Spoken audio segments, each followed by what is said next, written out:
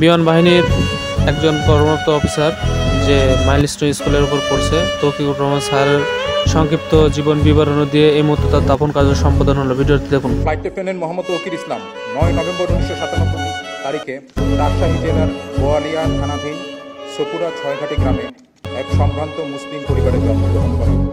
তার পিতার নাম মোহাম্মদ তহুরুল ইসলাম এবং মাতার নাম মোসাম্মদ সালেহা খাতুন।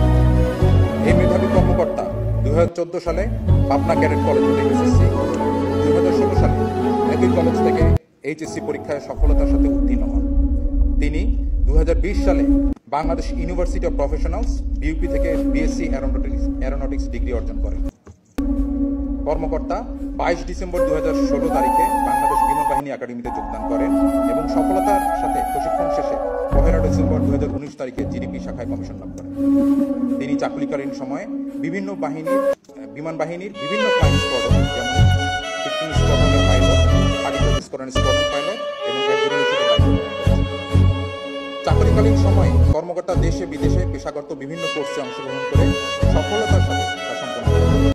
তিনি বাংলাদেশ বিমান বাহিনীর 11 স্কোয়াড্রন হতে বেসিক ফ্লাইং ট্রেনিং, 15 স্কোয়াড্রন হতে basic jet and fighter control course, aeromedical institute হতে ফিজিওলজিক্যাল ট্রেনিং কোর্স এবং physiological course, school of security and intelligence হতে officers basic air intelligence course, Bogura radar unit হতে electronic air warfare course, school of physical fitness হতে watermanship course ও বিমান বাহিনী academy হতে potential flight commander course কৃতিত্বের সাথে সম্পন্ন করেন। এছাড়াও তিনি অতি সম্প্রতি ভারত হতে operational in training aerospace medicine fighter course সফলতার সাথে সম্পন্ন করেন। কর্মকর্তা 21 জুলাই 2025 আনুমানিক 1313 ঘটিকায় নিয়মিত প্রশিক্ষণ উড্ডয়নকালে এক মর্মান্তিক বিমান দুর্ঘটনায় পতিত হন। পরবর্তীতে